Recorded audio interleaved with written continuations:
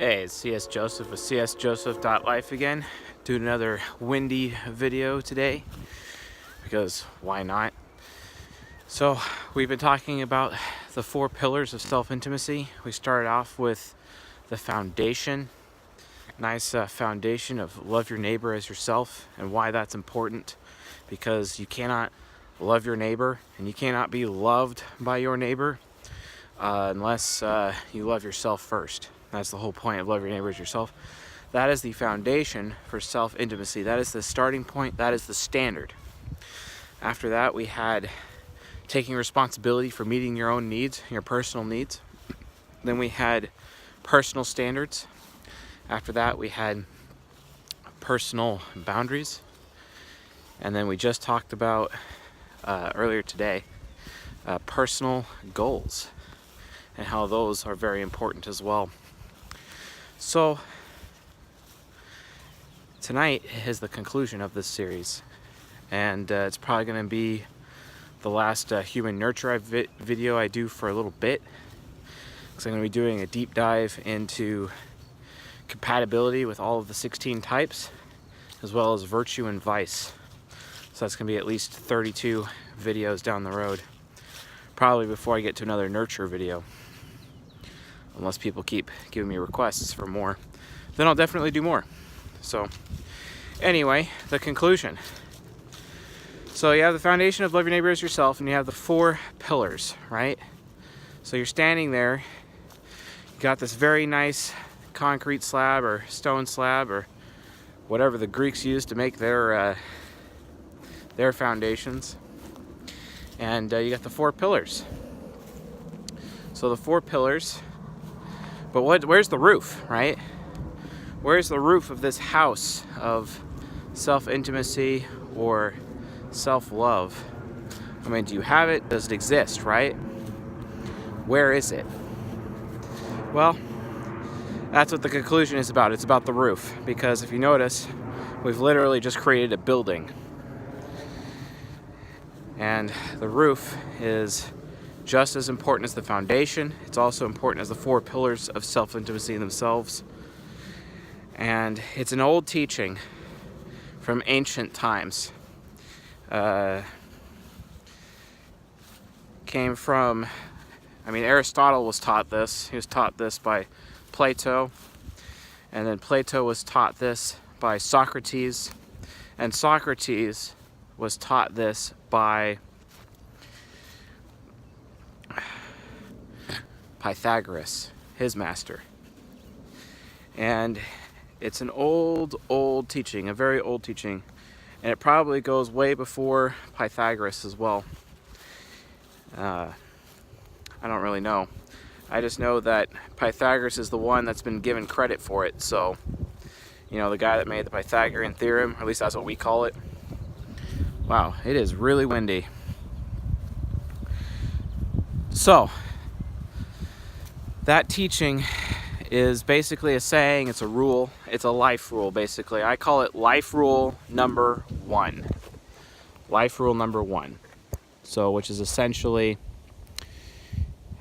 above all else, respect thyself.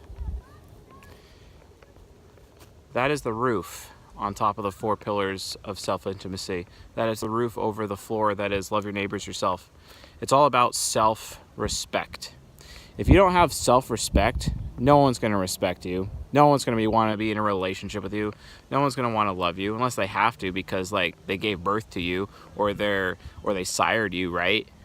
It's not about that. It's about self-respect. Self-respect is everything. If there's anything you ever learn from me or take away from anything, it's this. Life rule number 1. Above all else, respect thyself. You have to respect yourself. It's the only way. It's the only way to... It's the only way to ensure that no matter what, your needs are being met, your standards are being upheld, your boundaries are being enforced, and your goals are being seen through. Because if you have self-respect, then you will be happy. You will reach self-actualization. you will attract other people who have self-respect. I gotta be honest with you guys, there is no self-respect when a man is living in his mother's basement playing video games all the time. There's no self-respect, when he allows his body to reach 400 pounds. You know what I mean? There's just no self-respect there. And I can kind of relate to that because I weighed 287 when I was 15 years old, when I started high school, right? What a loser, Of course, there's a lot of external factors that affected that, but that doesn't matter. It's still my personal responsibility because I have to take responsibility for meeting my own needs. And I guarantee you, one of my needs is not being almost 300 pounds at 15 years old. You know what I mean? Self-respect. Had I had self-respect in those days, I wouldn't have allowed myself to get so fat. Had I had self-respect those days, I would have been able to meet my own needs. I would have been able to save my marriage. I would have been able to avoid having the feeling that every day that I'm a horrible father, right? Because my children live away from me and I'm not able to be there with them every single day and raising them and teaching them to meet their own needs and to have their own personal standards and enforce their boundaries and show them how they can do that, right? Show them that they can have personal goals after all that's been handled. And that all comes as a result. The final result that comes out from all of that is self-respect. There's nothing more attractive than self-respect. Self-respect is everything. Men esteem themselves out of self-respect, right? Women humble themselves out of self-respect. That's what makes women beautiful. That's what makes men noble, right? Nobility is what attracts women to men. Beauty is what attracts men to women, right? But it all comes back to the same principle, the same premise, no matter who you are. And that just happens to be self-respect. What self-respecting person is going to allow someone to inhibit them reaching their personal goals and their dreams? What self-respecting person is going to allow other people to break their boundaries? What self-respecting person is going to let down themselves and fail at keeping up their own personal standards? What self-respecting person will not meet their own needs and expect other people to do that, right? Who does that? Self-respect. If you want to be a sovereign human being, if you want to be a person that people respect, if you want to be respected by others, you have to have self-respect first, right? If someone's disrespecting you and I'm observing them disrespecting you, who am I going to support? The person, you, the victim, or the person disrespecting you because you lack self-respect, right?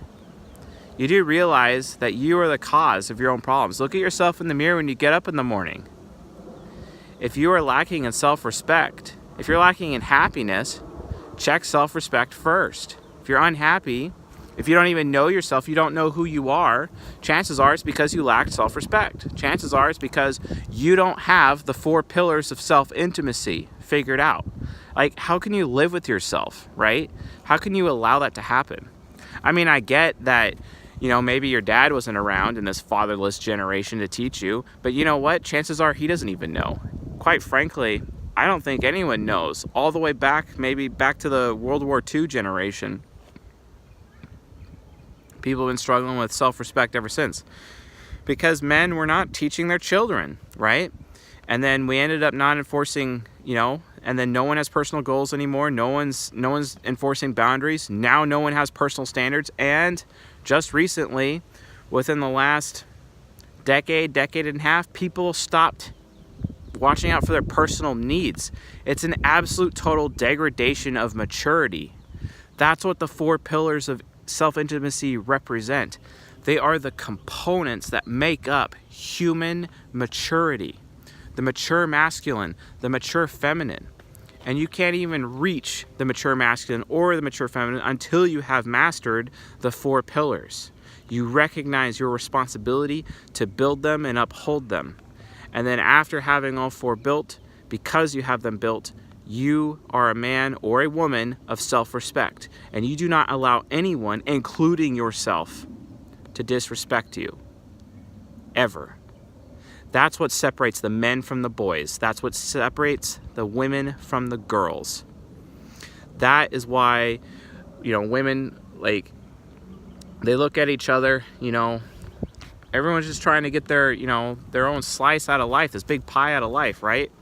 Men, they're just trying to get their own slice. Women, they look at each other like, well, why do you have that slice? Well, chances are the woman who's got the better slice is because she has more self-respect.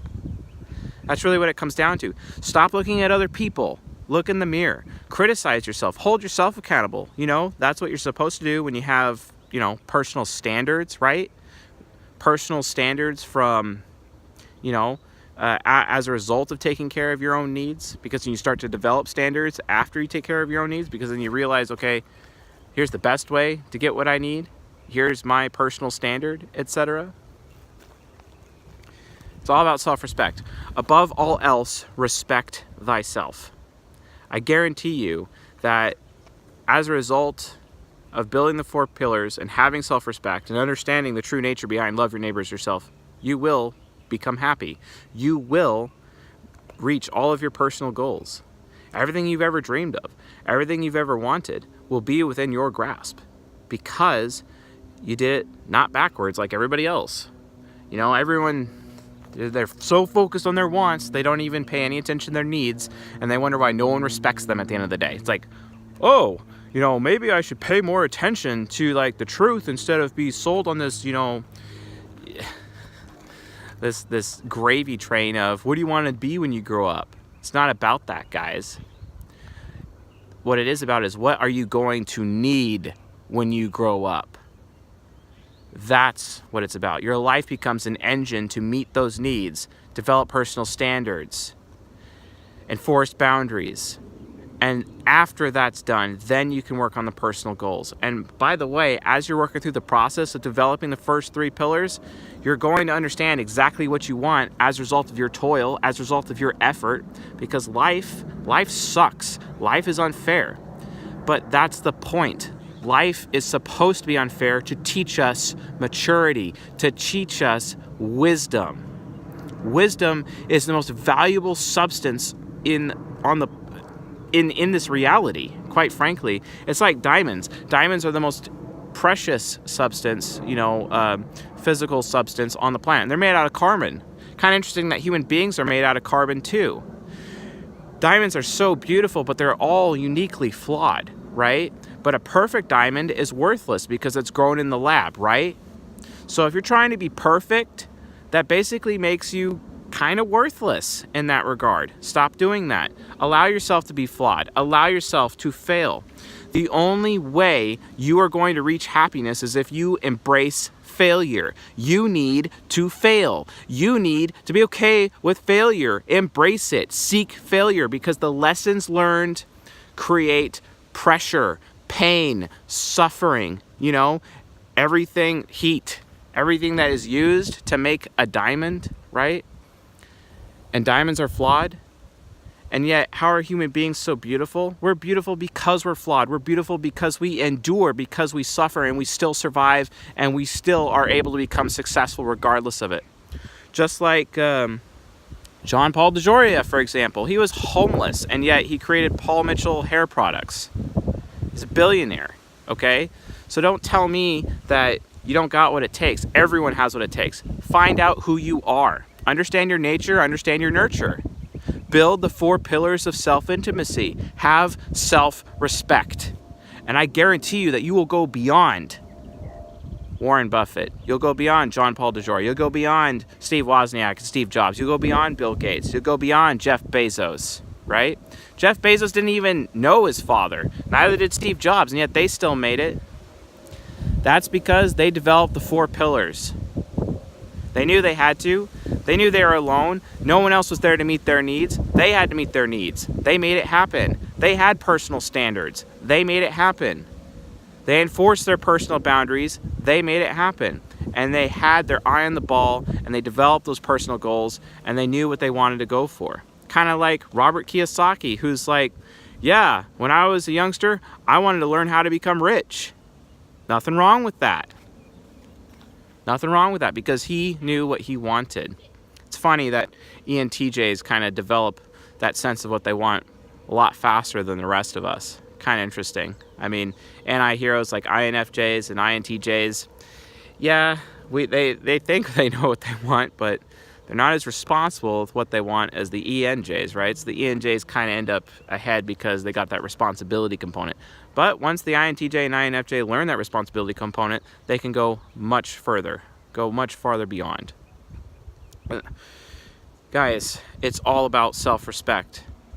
If you want to be happy, if you want to self-actualize, if you want to have a quality life, a life of quality and not a dull life, not a life of mediocrity, a real life where you're not doing a 9-to-5 job every freaking day of the week and you're actually, contributing to your fellow man, contributing to yourself, contributing to those that you most care about, and everyone respects you for it and loves you for it, appreciates you, gives you the recognition that you crave, the credit that you crave, the status that you crave.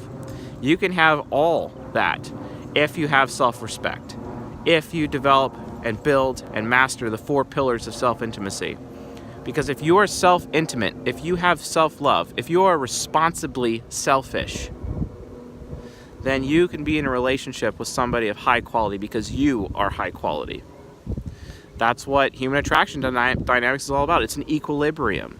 People generally are equally yoked. If they have high nobility, then chances are they're with a woman of high beauty, and vice versa. It's an equilibrium. So you got to make sure you're keeping up your end of the bargain, your side of the deal. Self-respect is how you do that. Self-intimacy is how you do that. Learn the 4 pillars, master the 4 pillars, and I guarantee you success in this life. So, if you found this video educational, helpful, insightful, please leave a subscribe to the channel and leave a like. If you have any questions about self-respect or the 4 pillars of self-intimacy, please leave a comment in the comment section. I will do my best to answer every question. Comments are getting a lot, but I do devote time out of my day to make sure that I read every single one of them because I care about this audience a great deal. So, awesome. Well, I'm going to get ready for the next series, so I'll see you guys tonight.